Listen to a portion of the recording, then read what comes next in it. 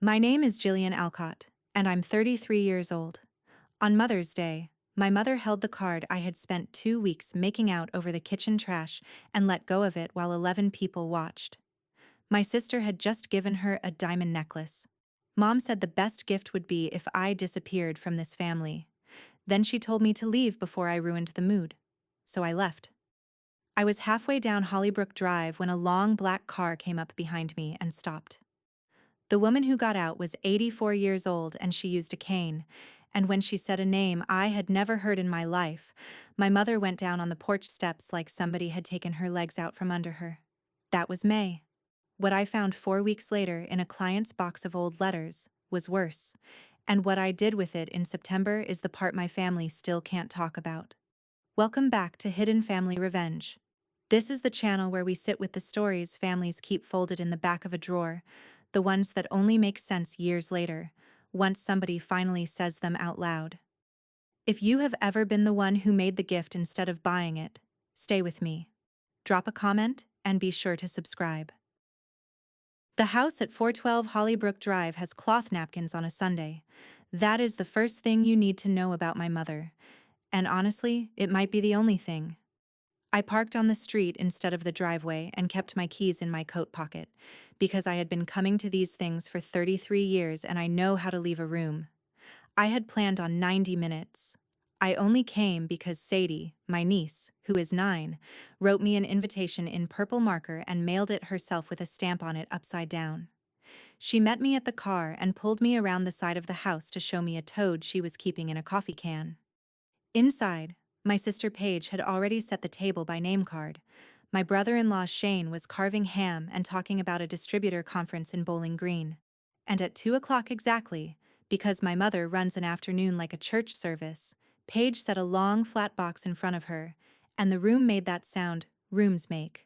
It was from Sheridan's, the jeweler on Shelby Street in Louisville. The necklace inside had a center stone you could see from the doorway. Mom put it on and turned her chin so the light caught it, and she said the price out loud.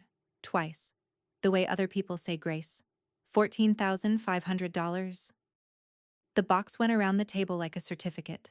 I knew what the payments were, because in March my sister had asked me for $400 and had not said what for. My gift was still in the canvas bag on my lap. I make books for a living, so I made her a book. It was small, 4 folded sheets sewn through the fold with waxed linen thread, and I had marbled the cover paper myself in a tray in my kitchen sink, blue over cream, because blue is the only color she has ever said she liked. Inside, I tucked a photograph. I had found it the winter before in a coffee can of my father's paperwork, a little square print with a bent corner, and I had spent 3 evenings on it, flattening it, cleaning it, filling the crack across one edge with Japanese tissue so fine you could read through it. It showed a girl about 7 years old sitting on a set of wooden porch steps with her feet bare. I thought it was my mother. I thought she would want it. She opened the card and she did not look at the marbling and she did not look at the stitching. She looked at the photograph. She looked at it 2 full seconds longer than a person looks at something they don't care about, and her face went the color of the napkins. Then she stood up, carried the whole thing to the kitchen, and dropped it into the trash can on top of the morning's coffee grounds. Nobody moved. She came back and picked up her water glass and said, in her pleasant voice, the one she uses for the garden club, "The best gift would be if you disappeared from this family." Then she said, "Go on now, before you ruin the mood." 11 people looked at their plates. Shane said, "Ah, come on now, it's her day." Sadie started crying and Paige told her to hush, and I sat there for exactly as long as it takes to fold a napkin, and then I got my coat. I did not run. I want that on the record, because later the story around town was that I stormed out, and I have never stormed anywhere in my life. I walked down Hollybrook Drive at the speed you walk when you are counting sidewalk squares so you don't think. I was maybe 6 houses down when a car came up behind me and slowed.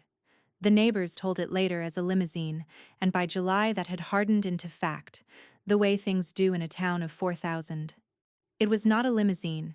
It was a black town car about 9 years old with a cracked front bumper and a magnet sign on the door that said Halloran Car Service, and the driver had a foam cup in the holder. The back door opened and a woman got out with a cane and a canvas tote and a cardigan, in 90-degree weather, the way people do when they've lived in Florida a while. Her name was Sybil Pace. She was 84. She was my client, and she had flown into Louisville the night before after a delay. And that morning, I had texted her the Shelbourne address and told her I'd have her condition report with me until 3 o'clock. I had never once expected her to use it. She was still saying hello when my mother came out onto the porch to handle the stranger, the way she handles everything, with her chin up and her hands folded.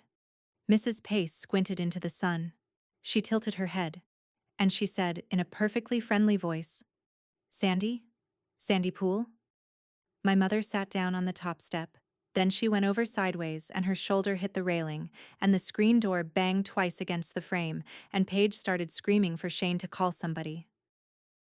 They took her to Baptist Health in Louisville because Shelbourne's clinic closes at noon on Sundays. I followed the ambulance in my own car, 40 minutes, both hands on the wheel. In the waiting area, Paige filled out the paperwork on a clipboard and wrote 2 names in the contact boxes, hers and Shane's, and I watched her do it and said nothing, because there is a kind of nothing that is louder. When the nurse came out and said, "Family," I stood up. Paige put her hand flat on my forearm and said, "I've got it, Gil." She said it kindly. That is what people don't understand about my family. It is almost always kind. So I sat back down in a vinyl chair for 2 hours and 40 minutes with a canvas bag on my knees that no longer had anything in it. The diagnosis, when it came, was about as dramatic as a parking ticket. Vasovagal syncope. She had been up since 6. She had not eaten. She had been on a water pill for her blood pressure since spring, and she had been standing in the sun in a lined dress. They ran fluids and let her go home that night. But I was standing at the window of the door when the nurse checked her over, and I saw my mother open her eyes and look straight at me through the glass and turn her head away. And I heard her ask the nurse one question, before she asked about her own heart, before she asked about anything. She asked whether that woman was still out there. My shop is on Payne Street in the Highlands, 2 rooms and a back sink, with my apartment up the stairs behind a door that sticks. It's called Signature Bindery, which is a joke only about 4 people have ever gotten, because a signature is what you call a folded stack of pages before it becomes a book. I opened it in 2018 with $9,000 of my father's life insurance and a table saw I still have. I rebind family Bibles. I flatten wedding certificates that spent 40 years in a damp basement. I take apart quilts that a grandmother made out of feed sacks and put the shattered pieces onto new backing so somebody's kid can have it. Ordinary people bring me ordinary things and cry in my front room about once a week. That Tuesday, Bertie Hoskins, who was 26 and worked for me 2 days a week, was steaming packing tape off the spine of a 1911 Bible from a family down in Bullitt County, and she asked me how you decide what to save and what to leave alone. I told her the truth, which is that half of this job is triage. You stabilize what's failing. You leave alone what's holding. And some of it you write up honestly in the report and hand back exactly as broken as it came, because a repair that lies is worse than a tear. Somebody has to decide what's worth keeping, I said. She said that sounded like a lot of power for a woman with glue on her wrist. Then she looked up at the top shelf where there is a flat gray archival box that has been in every apartment I have ever rented, and she asked what was in it. I said old stuff. She let it go. Mrs. Pace came to the shop that Thursday. I gave her the chair with arms, because 84-year-old knees hate my stools, and a glass of water, and she told me flat out that she had not meant to cause a scene in a stranger's yard. She is not a wealthy woman, and I want to be careful about that, because everybody in Shelbourne decided otherwise and never let it go. She rents a 1-bedroom in Sarasota. She managed the cafeteria at an elementary school for 29 years. Her son Preston pays for a car service when she travels because she gave up driving in 2021, and no shuttle runs out to a town like Shelbourne. Her collection was 2 boxes of letters, 3 household account books covering 1968 to 1979, and a photograph album with corner mounts coming loose. All of it out of her parents' house in Hollow Springs, Kentucky, 4 hours west of here, where the family had run a store called Bellamy's Dry Goods on Persimmon Street until it closed in 1989. She wanted it stabilized and boxed properly before she died, so her son would not throw it out. That was her word. Throw it out. I quoted her $1,100 and she paid half up front in a cashier's check. And at the door, with her hand on the frame, she said something in the most ordinary voice you can imagine. She said, "Your mother and I go back further than she'd like." I asked her what she meant. She looked at me for a second, decided something, and then asked whether I thought the album should be rehoused or left in its original binding. That was all. She was 84 and she was polite, and polite is a door you can close on somebody without them hearing the latch. Here is what my year looked like on paper.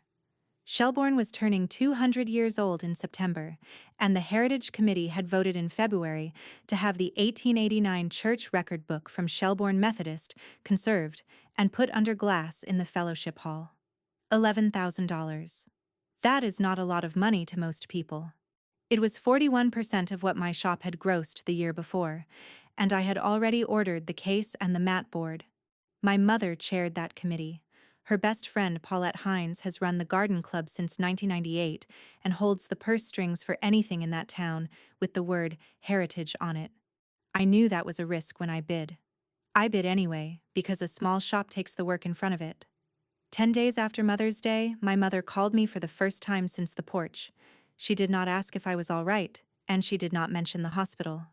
She told me the house was going on the market Friday, that a stager was coming Wednesday, and that the estate people would price the contents. Then she said, "Everything in this house was bought. That's how you know it's worth something." I asked her for one thing. My father built a workbench in that garage in 1994, hard maple, 5 feet of it, with 30 years of knife cuts across the top, like a map of everything he ever made. I asked if I could have it. She said the bench went with the house. I had 60 days until closing. I want to tell you about 2003, because otherwise none of this makes sense. I was 10. For my mother's birthday, I made her a photo album. I did not know a thing then about grain direction or adhesive, so I punched holes in construction paper with a hole punch and laced it with kitchen twine, and I glued in every photograph I could find of the 4 of us and wrote captions under them in pencil. It took me most of a month. Paige was 13, and she gave Mom a bottle of perfume that my father had driven her to the mall to buy, and my father had paid for it, and everybody at that table knew he had paid for it. Mom held the perfume up so the neighbors could see the name on the box. She thanked Paige by her full name. Then she took my album and said she'd put it somewhere safe. In July, I was looking for a bike pump, and I found it in the garage trash can, under a bag of grass clippings, swollen with rain from the open window. I took it upstairs. I pressed it flat under my father's dictionary for 6 weeks. I never said one word about it to her, and I never said one word about it to him, and I put it in a shoebox on the top shelf of my closet, and that shoebox eventually became a gray archival box, and that is how the whole thing started. It took me 23 years to understand what I was actually doing up there. I thought I was repairing things. I was filing an appeal. I worked on the Bellamy collection at night, because daylight belongs to the jobs that pay in 30 days. It is slow, boring, beautiful work, and I love it more than anything I have ever done. You test the paper for acid. You dry clean with a soft eraser crumb and a brush, moving in one direction, never scrubbing. You lift old cellophane tape with a heated spatula and a solvent, a ½ inch at a time, and if you rush it, you tear a hole through somebody's grandmother's handwriting. Everything you do has to be reversible. Everything you do goes in the report. What was in those boxes was not treasure. It was a hardware order for 11 kegs of nails. It was a 1974 letter about a leaking roof and whose turn it was to pay the tinner. It was a note from a woman in Paducah thanking the Bellamys for the casserole after her husband died. Ordinary life, which is the only thing worth conserving, because nobody ever thinks to save it. The account books were the household ledgers, kept in a fine slanted hand, groceries and coal and the doctor and the church envelope. There was a column near the back of each year's book headed Help. I read down it the way you read anything at 11 at night, half asleep, and one of the surnames in it caught on something in my chest and would not come loose. I could not tell you why. I closed the book, wrote the date in my log, washed my hands, and went upstairs. It took me 19 more days to find out why. Paulette Hines called me on a Tuesday morning at 10:15. She has a voice like sweet tea, and she used my first name 4 times in 90 seconds. The committee had reconsidered. They were going to go a different direction on the record book. There was a firm up in Indiana that does municipal work, and they could do the whole thing, case included, for a good deal less, and wasn't that just the way of it these days? I asked her, politely, whether anything had come up about my work. She said no. I asked whether anything had come up about me. There was a pause about a second and a half long, and then she laughed and said, "Well, honey, you know how a small town is." That was it. That was the entire execution. $11,000? Gone. By a woman who never once said an accusation out loud, and therefore never once had to defend one. I said thank you for letting me know. I hung up. I sat down at the desk and opened the spreadsheet and did the arithmetic. And the arithmetic said I had rent and materials and Bertie's wages covered for 4 months, and after that, I had a table saw to sell. And here's the thing that stayed with me. She was not being cruel. She thought she was being gentle with me. If you have ever lost work over a phone call that nobody will ever admit to making, you already know exactly what that morning felt like. Tell me in the comments, because I want to know. Did you fight it, or did you go quiet and start doing the math? I did the math. Hit subscribe before you go, because what came next is the part I still can't explain to anybody who has never lived in a town of 4,000 people. I drove out to Shelburne on a Wednesday to make one last case for the bench. Interstate 64 East, then 12 miles of state road past 2 churches and a feed store. The house did not look like my mother's house anymore. It looked like a photograph of a house. White slipcovers, a bowl of fake lemons, 3 throw pillows arranged in a fan, and every family picture off the walls and into a bin in the hall closet, including the ones with me in them, which I noticed and then decided not to feel anything about. Paige met me at the door in a blazer with a brokerage pin on it. She works part-time in real estate and she is genuinely good at it, and she smiles before she talks. Always. Even when the news is bad. She told me the bench had been listed as a built-in and built-ins convey with the property. I offered $600. She said the estate people had it at $450, but that pulling it now would make the garage look unfinished in the photographs. She said it like she was doing me a favor by explaining. I said I'd take the photographs myself. She laughed. And while we were standing there in the front hall, Sadie came down the stairs sideways the way kids do and pushed something into my hand and ran back up. It was flat. It was folded in half against the grain, which made me wince before I understood what I was holding. It was the card. She had gone into that kitchen trash can on Mother's Day after everybody left and taken it out and hidden it in her sock drawer for 6 weeks. The coffee grounds had stained the marbling brown along one edge, and the photograph was still tucked inside. My father built that bench with a drawer nobody knew about. He was a cabinet maker. He built stairs and built-ins for 40 years around this county, and he liked a joke you had to know about to see. Under the front apron there is a strip of maple that looks like trim, and if you push up on the left end and pull, a shallow drawer comes out about 9 inches. When I was a kid, he kept butterscotch candy in it. So I went out to that garage with my hand around Sadie's ruined card in my coat pocket, and I got down on the floor in a blazer's worth of dust, and I pushed up on the left end. It still worked. Inside was a flat carpenter's pencil, a folded shop notebook with a rubber band around it that came apart in my fingers, and a business envelope, sealed, with 3 characters on the front in his handwriting. S-hold. My father died in 2012. He had a heart attack in the truck in the lumberyard parking lot at 51 years old, and I was 19, and I have spent every year since then thinking he was the good one. Paige called from the kitchen that the photographer would be there at 2. I put the envelope inside my coat. I said there was nothing out here but sawdust. That was the first lie I ever told my sister, and I want you to notice that it took me 33 years and it took her about 4 seconds to tell hers back. It was almost 1 in the morning when I finally put Mrs. Pace's photographs on the light table. I had left them for last because loose prints are fussy and I was tired. The album had one page with an empty corner mount and a print sitting beside it, face down, with a date written on the back in pencil. Summer 1972. I turned it over and laid it on the glass and swung the lamp down. It showed the back of a house, a wide wooden porch with a screen door, and 3 adults standing on the top step squinting, a man in shirt sleeves and 2 women.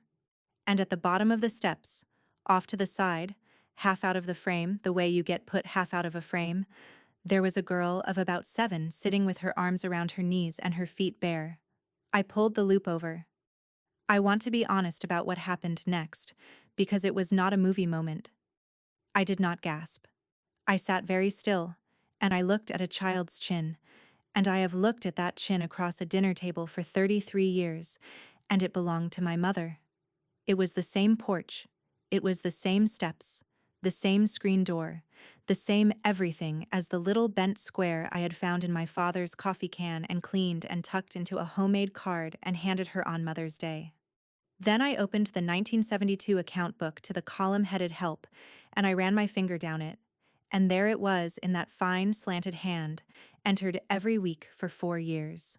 Pool, bee kitchen, and laundry. $9 a week. My hands were steady, which surprised me. In 16 years of doing this work, I had never once been handed something I could not repair. I did not call anybody. I did not confront anybody.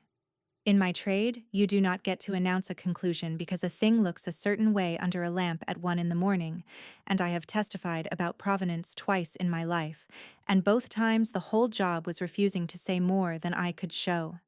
So on a Monday, I got in the car at 5:30 and drove 3 hours and 40 minutes west, across the whole state, and I was in the heritage room of the Hollow Springs Public Library when the volunteer unlocked it at 9. City directories, 1970 through 1980, church rolls, school class photographs in a binder with a broken spine. It took me 2 hours and 11 minutes. Sandra Lynn Poole, born 1965. Mother, Bess Poole. Occupation of head of household, domestic. Address of record. The rear room, the Bellamy residence, Persimmon Street. There is no Sandra in any Bellamy household in any year in that town, and there never was one. I also learned something I had not expected, and it changed the shape of everything for me. The Bellamys were not rich. They were never rich. They ran a dry goods store that closed in 1989, owing money to 2 suppliers, and Sybil Pace worked school lunches for 29 years afterward. What the Bellamys had was a name people said with a little respect in it. That is all my mother ever stole. Not money, not property. A little respect. On my way out, the volunteer smiled and asked which family I was down here researching, and I stood in the doorway with my hand on the strap of my bag and could not answer her. The cemetery is on a rise east of town behind a chain-link fence, and the newer sections have flowers and little solar lights, and the last row along the back is granite markers flat to the ground so the mower can go over them. That is where she is.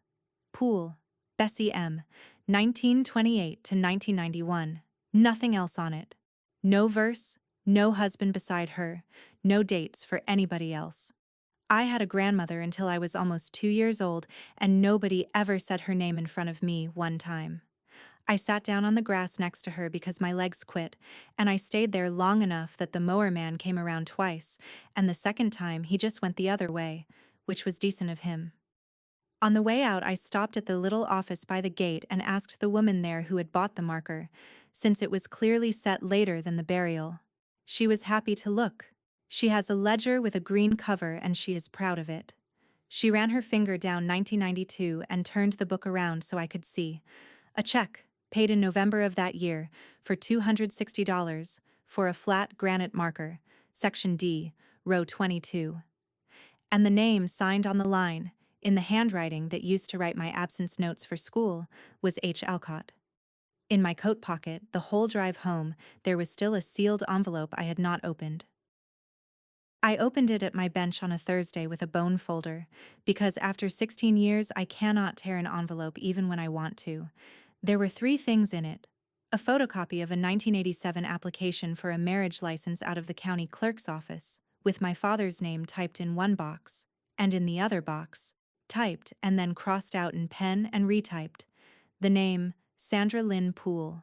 A photograph of a heavy-shouldered woman in a house dress standing in a yard with a wash basket on her hip, squinting, not smiling, about 60. And a piece of shop paper, folded twice, in my father's block printing. It said, and I have it in front of me right now. S. wants Bellamy on it. Told her a name is just a handle. Told her I'd carry it. So he knew. He knew before he married her, and he decided it did not matter. And I can almost hear him saying it, because he really did believe a person was what they did with their hands. But then he carried it. He carried it past the point where it was hers to ask for. He paid $260 in November of 1992 for a flat marker with no verse on it, and he drove home to Shelbourne, and he read me a book at bedtime, and he never told me I had a grandmother. The best gift would be if you disappeared from this family. My mother said that to me in a kitchen in May, and I had been carrying it around for 6 weeks like a stone in a shoe. Sitting at that bench, I finally understood that I was not the first person in my family it had been said to. It had just been said to Bess Poole quietly, with a check, by a kind man. My phone buzzed on the bench. It was my mother, for the first time in 4 months. Before I called her back, I called a colleague in Sarasota that I know from a workshop, a paper conservator with 30 years on me, and I asked her a hypothetical that she saw through before I finished asking it. The answer was not complicated. It is one of the plainest ethics in my whole field, and I could have recited it to you myself, which is exactly why I called somebody else to say it out loud. The collection belongs to the owner. You do not remove items from a collection. You do not disclose the contents to a third party. You return everything in the condition described in your report to the person who hired you, and what they do with their own history after that is not your business and never was. That is the rule, and the rule is right, and I have defended it to people who wanted a bad letter to disappear out of their family papers. Here is what the rule does not cover. It does not tell you what to do when the owner is 84 and lives alone in Florida, and the third party is your mother, and the item in question is one line of a ledger and one photograph of a barefoot child. Both roads were correct. I could not take both. When I finally called her back, she did not ask me what I knew. She did not test me. She did not fish. She said, Thursday, 4 o'clock. Come to the house. And that told me everything, because you don't set a meeting to find out if somebody knows. She already knew that I knew. The kitchen was empty by then except for the table and 2 chairs the stager had left. She poured tea into 2 glasses and sat down across from me and did not pretend. I will give her that once, and only once. She said, You went to Hollow Springs. I said I did. And then my mother talked for 11 minutes without stopping, in a flat voice, like a woman reading a grocery list, and it is the only time in my life she has ever told me anything. There was a pantry off the kitchen at the Bellamy house with a screen door onto the back steps, and that is where she ate, standing up, until she was 15. Her mother's hands split open in the winter from the bleach water, split down into the quick along the sides of her fingers, and one Christmas they cracked and bled into the pie dough, and Bess had to throw out the whole bowl and start over, and she cried about the flour, not the hands. $9 a week and a paper sack of what was left over on Fridays. And when my mother was 11, Mrs. Bellamy gave her a coat, a good wool coat, navy blue, and it had a name tape sewn inside the collar with another girl's name on it, a girl who was 2 grades ahead of her at the same school. She wore it 3 winters. She did not say any of it like it was sad. She said it like a woman explaining why she keeps a spare tire. Then she folded her hands and told me what she believes. And I am not going to soften it, because she has never once been confused about it. She said, People decide what you're worth in the first 10 seconds, by what's on the table. I know that better than anybody alive. I was on the other side of it. She looked at me over the glasses. She said, "And I am not going back there for you." Then she slid an envelope across the table. There were two things in the envelope. The first was a check for $11,000, made out to Signature Bindery, which is the exact number Paulette Hines had taken off my books 9 weeks earlier, and I understood in that second that they had discussed it in advance, and that the phone call had never been about an Indiana firm at all. The second was a piece of her monogram notepaper with 3 lines on it, written out neat. One photograph, back porch, summer of 1972.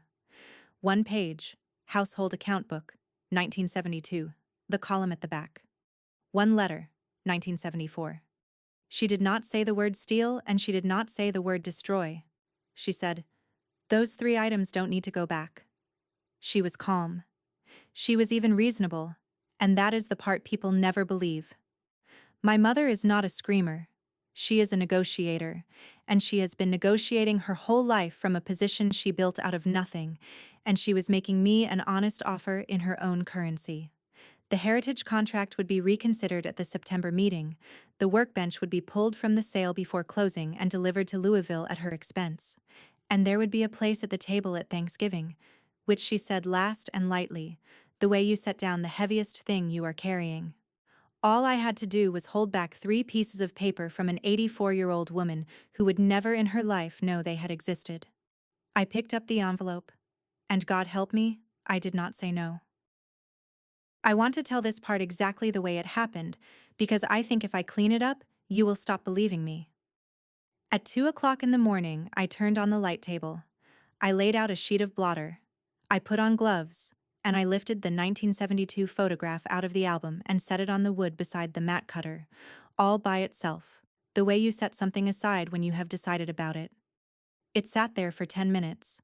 I stood over it, and I thought about $11,000 and about Bertie's hours and about my father's bench sitting in a garage waiting to be sold to a stranger for $450. And I thought about a chair at a table in November with my name card on it in my mother's handwriting. Nobody was ever going to know. That is the true part. Mrs. Pace could not miss what she had never seen, and I could have written the report to match. And I am good enough at this that no one alive would have caught it. And then I thought about a flat granite marker in the last row behind a chain-link fence, with a mower going over it twice a summer, and I understood that if those 3 pieces of paper went away, Bess Poole would no longer exist anywhere on this earth, except in a cemetery ledger with a green cover. Everything in this house was bought. That's how you know it's worth something. I could hear my mother's voice saying it in the kitchen with the fake lemons. I put the photograph back into its corner mounts. I wrote 1 line into the condition report, noting the date, noting the print had been removed to the light table and returned. I did not tear up the check. I clipped it inside the front cover of the folder and I went to bed, and I did not sleep. I want to be honest with you, because I think you would have thought about it too. For 10 minutes at that bench, I was going to do it. If somebody has ever offered you your whole life back in exchange for one small dishonest thing, tell me in the comments what you did. And subscribe. Because Thursday is when it stopped being my choice alone. Paige came to the shop on a Thursday. She had not been inside it in 4 years, and she stood in the middle of the front room holding her purse with both hands like a woman in a doctor's office. She said she understood. She said it 3 times. Then she started talking, and I heard my own words come back out of her mouth with the corners sanded off, because 2 months earlier in a hospital parking garage, I had told her about Hollow Springs. She said, "Mom had a real hard childhood, Gil." She said, "And you're out there digging it up because she hurt your feelings over a card. That is a whole life reduced to a sentence you could put on a coffee mug, and it was airtight. And it was mine.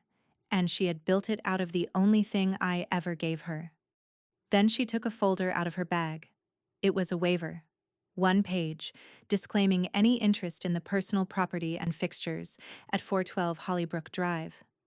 She held out a pen before I had read past the first line, and that is when I saw it, plain as a watermark. Paige was not protecting our mother. Paige had 39 months left on a 48-month note at $340 a month, And if that house sold under asking because of anything at all, the money she had been promised out of it went with it. She was protecting a necklace. I said I wasn't going to sign anything today. She took the pen back with 2 fingers, and she smiled before she said goodbye, and I stood in my own doorway and watched my sister leave. It started the way weather starts. Nobody accused me of anything. There was no police report, no insurance claim, no lawyer, nothing with my name typed on it anywhere in the world. There was just a sentence going around Shelbourne that things had gone missing from the house after that Sunday in May, said with a little lift at the end, and then a shrug, and then a change of subject.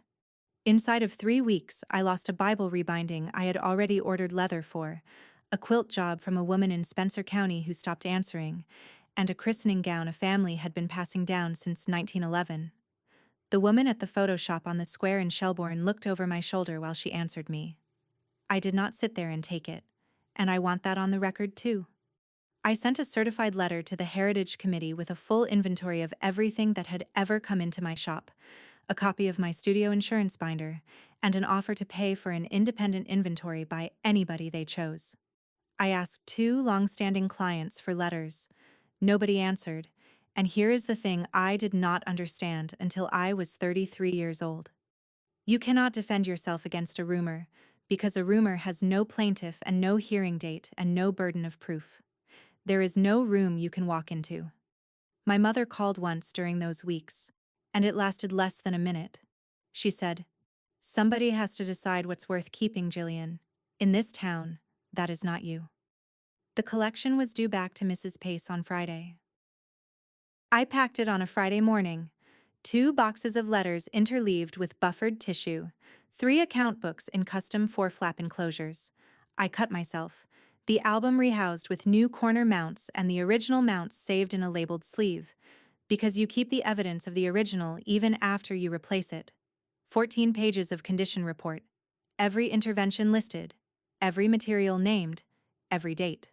And the 1972 photograph in its mount on the page where it belonged, and the ledger open to nothing in particular, and no flag, no sticky note, no underline, no cover letter saying, "Look here." I want to be clear about that, because people have assumed otherwise ever since. I did not point Mrs. Pace at anything. I did not curate one word of her family's history in either direction, for her or against my mother, and that was the whole point, and it cost me everything I had left. Then I taped the boxes, and I drove to the post office on Baxter Avenue, and I shipped it insured. And while I was standing at the counter, I took the check out of the folder in my bag and put it in a plain envelope with my mother's address on it and no note at all, and I dropped it in the slot. 4:12 in the afternoon. 33 years of being the person in that family who quietly fixed things ended at a counter that smelled like packing tape, and nobody was there, and nobody clapped. I sat in the car in the lot for a while. Mrs. Pace is 84 years old and she is not blind. She was going to open those boxes and she was going to read her own mother's handwriting, and whatever happened after that was hers. And for the first time in my life, I had put something down without deciding how it would land. She called 9 days later at 8 in the morning, which is what people her age consider a civilized hour. She had gone through the whole thing twice with a magnifier my grandson bought me, she said.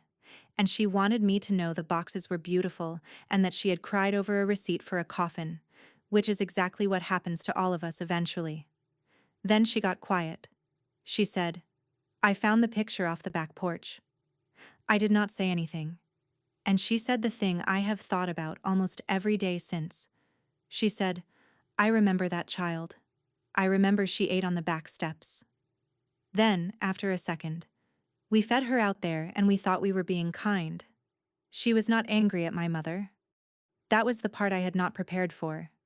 She was ashamed of her own family, at 84, on the phone, to a woman she had hired to fix a photo album.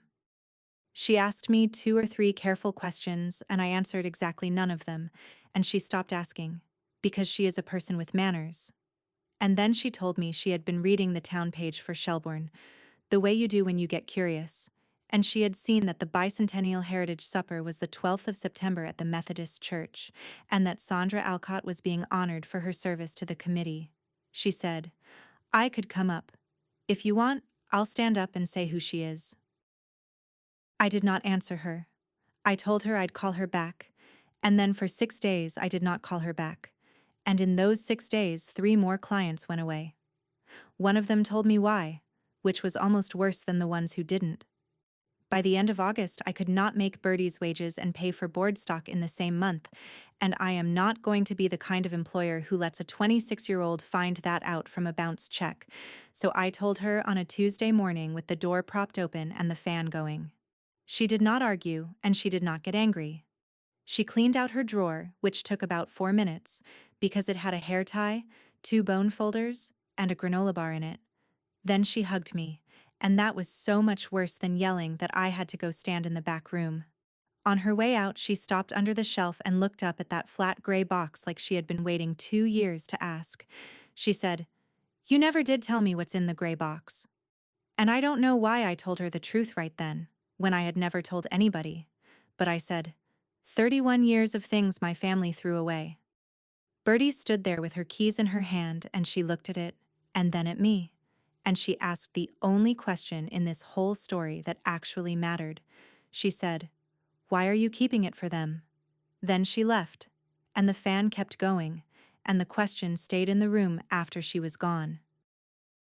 I never did give Mrs. Pace an answer about standing up. Instead, on the 1st of September, I got the step stool and took the gray box down and set it on my bench and opened it for the first time in 11 years. Then I worked for 31 hours out of the next 40. I humidified and flattened the construction paper album from 2003 and mended the split at its spine.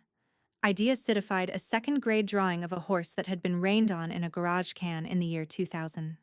I rejoined a family photograph that somebody had cut me out of with kitchen scissors, using wheat starch paste and a tissue so thin the join disappears unless you tip it to the light. There were birthday cards, a report card, a paper Thanksgiving turkey traced around my own hand, a bib, a ribbon from a 4th-grade science fair, a Valentine. I put it all in date order. I folded it into signatures. I sewed it on a frame with linen thread, 6 stations, the way I sew everything, and I bound it in navy blue book cloth, because of a coat. The last signature in that book was the marbled card from Mother's Day. I washed the coffee out of the cover paper in a bath and dried it under weight, and mended the fold where Sadie had creased it against the grain. I did not put a title on the spine. I did not write one word anywhere inside it. Not a note, not a date, not my name. Then I put the book in a canvas bag, and beside it I put a craft envelope, sealed, with 3 things inside, and I set the bag by the door where I would trip over it. The fellowship hall at Shelbourne Methodist has a linoleum floor and a drop ceiling and a serving window into the kitchen, and it smells permanently like coffee and floor wax. On the 12th of September, there were folding tables end to end with paper cloths taped down at the corners, foil pans of baked chicken, green beans cooked with bacon since about 9 that morning, and a 5-gallon tea urn with a drip you had to put a cup under. About 40 people. On an easel by the door was a routed wooden sign that the committee had paid a man in Bardstown to make, and it said, "Founding Families of Shelbourne," and underneath were 11 names in gold paint. And the 4th one down was Bellamy. Paulette Hines had the microphone. My mother was at the head table in Navy, and there was nothing at all at her throat. Not the necklace. Not anything. I noticed that from the door, and I filed it away without knowing yet what it meant. I came in at 6:20 with Mrs. Pace on my arm, because there are 3 concrete steps up from the parking lot and no rail. 40 people turned around. I have been in rooms where people stopped talking before, but I had never been in a room where people stopped chewing. Somebody by the coffee urn got a phone out. Paige was standing at the dessert table with a pie server in her hand, and she did not move it for a full minute. I got Mrs. Pace a chair with arms near the side door and a cup of tea and put a coat over the back of it for her shoulders, and she looked around that hall with her chin up, taking in the gold paint on the sign, and she leaned over toward me and said a single word. "Now?" And I said no. Paulette Hines was in the middle of the introduction. The part about tireless service, and about how some folks just make a town what it is, when I walked up the center aisle between the tables. I know what everybody in that room thought was about to happen, because half of them have told me since. They thought I was going to open my mouth and burn my mother down to the foundation in front of the whole county. And the truth is that I could have done it in about 4 sentences, and I had an 84-year-old eyewitness sitting by the door. I stopped beside the head table. I put a sealed craft envelope down on the paper cloth next to her plate, square to the edge of the table, the way I hand anything to a client. And I said, in a voice you had to be at that table to hear, "This is yours. It's the only copy there is. Nobody has read it, and nobody is going to." She did not touch it. She looked at it, and then she looked at me, and something went across her face that I had never seen there in 33 years, and I don't have a name for it. Then she stood up too fast and knocked over her tea, and the ice went across the table and into somebody's lap, and my mother's voice came apart in front of 40 people. She said things had gone missing out of her house. She said her daughter had not been well since her father died. She said I had always been jealous of my sister. She reached for the only tool she has ever had, which is what other people will think of you, and she swung it as hard as she could. I did not raise my voice. I have not raised my voice at that woman one time in my life, and I was not going to start in a church. I waited until she ran out of air, and then I said, "You told me the best gift would be if I disappeared from this family." I did. I took everything you threw out with me. And I set the canvas bag on the table and opened it. I took the book out and laid it on the paper tablecloth between the green beans and the tea, and I opened it, and I turned the pages one at a time so that the people standing nearest could see. Nobody in that hall knew what they were looking at for the first few seconds. Then somebody near the front made a sound. It was a horse drawn in pencil by a 7-year-old, rained on in a garage in the year 2000, flattened and mended. It was a construction paper album laced with kitchen twine, swollen and dried and pressed flat, with photographs of 4 people glued in crooked and captions underneath in a child's handwriting. It was a family portrait with a person cut out of it and put back so carefully you had to tip it toward the light to find the seam. Report cards. A paper turkey traced around a hand. 3 birthday cards. A bib. And at the back, sewn in as the last signature, a marbled card with a coffee stain along one edge and a mended fold. There was not one word of writing in that book anywhere, not one accusation, not one date, nothing to explain it. And it did not need any, because every single item in it had come out of the same trash can in the same kitchen at the end of the same street. I said, "Everything in this book was thrown away. That's how you know what it's worth." And then I said the other thing, the one I had been carrying since I was 10 years old with a bike pump in my hand. I said, "Somebody has to decide what's worth keeping. I've decided. It isn't you, and it isn't this town, and it isn't a jeweler on Shelby Street. It's me, and I am done keeping it for you." I pushed the book across the paper cloth toward my mother, and I took my hands off it. And that is when my sister spoke. Paige was standing at the dessert table, and she said, loud, in a voice with a crack running through it, that there was a receipt in the kitchen drawer at 412 Hollybrook Drive, dated the 11th of June, from Sheridan's, for a buyback, $6,200. I said, "Paige, don't." She said it anyway. She said her mother had sold her necklace back for less than half, and then told this town it went missing. The room turned over in about 4 seconds, the way a room does. The thing about being cleared in public is that it happens to you. It isn't something you do. I stood there while it happened, and I watched my mother's face, and I understood, completely and permanently, that she would believe until the day she dies that I arranged that moment. I got my name back, and I lost her in the same breath. I walked out the side door into the parking lot with nothing in my hands. Nobody in Shelbourne ever apologized to me, and I want to be honest about that, because I think stories that end with a whole town saying sorry are lying to you. Paulette Hines has never mentioned any of it. She did, however, call the shop the second week of November and say the committee had reconsidered the record book after all, and could I do it for $9,400, and I said yes, because I have rent. That is what winning looks like at 33. It looks like the same job for $1,600 less. The house sold in October, under asking, because a town of 4,000 talks both directions once it gets started. My mother moved to a condominium in Hopkinsville and stepped down from the committee for health reasons, and she tells a version of that September where she was very patient with a difficult daughter, and there are people who believe it, and some of them are people I have known my whole life. She has not called me. I do not think she is going to. 3 weeks after the supper, a flatbed pulled up on Payne Street, and two men I had never seen unloaded my father's workbench onto the sidewalk and asked me where I wanted it. There was no note. There was no name on the paperwork but the movers. I paid them $40 for carrying it up the 2 steps, and I have worked at it every day since, and there is a knife cut across the front left corner that he made in 1996, cutting a piece of trim, and I put my coffee cup in it every morning.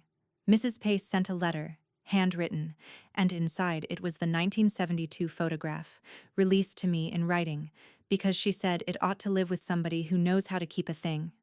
Paige filed to separate herself from the note, not from Shane, and started texting me on Sunday nights. And I answer, slowly. And neither of us has pretended anything is fixed. And in October I took the empty gray archival box down off the shelf, and I broke it flat along the score lines. And I carried it out to the recycling bin in the alley behind the shop. 33 years old, and that was the first thing I ever threw away.